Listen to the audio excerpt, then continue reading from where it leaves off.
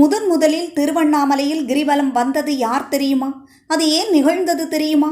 கைலாயத்தில் சிவபெருமானின் இரு கண்களையும் பார்வதி தேவி மூடியதால் உலகம் இருண்டு போனது.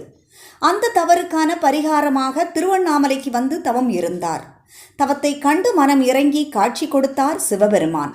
பார்வதி தேவி, நான் எப்போதும் உங்களை பிரியாதிருக்க உங்களில் பாதியாக இடம் தர வேண்டும் என்றார். அதற்கு சிவபெருமான், நீ என்னை முழுமையாக சுற்றி வர வேண்டும் என்றார். திருவண்ணாமலையில் ஈசனே மலையாக அமர்ந்து இருப்பதால் அம்மலையை சுற்றி வந்தார் பார்வதி தேவி. அப்படி சுற்றி வரும் கிரிவல பாதையில் ஈசான்ய மூலையில் ஒளி ரூபத்துடன் 2 இடங்களில் பார்வதி தேவிக்கு காட்சி கொடுத்தார் சிவபெருமான். பின் தன் இடபாகத்தை அம்மைக்கு வழங்கினார். இதை அறிந்த பிற கடவுள்கள், தேவர்கள், சித்தர்கள், ரிஷிகள் என அனைவரும் திருவண்ணாமலையை கிரிவலம் வந்தனர். சிவபெருமான் அவர்களுக்கு அர்த்தநாரீஸ்வரராக காட்சி கொடுத்தார்.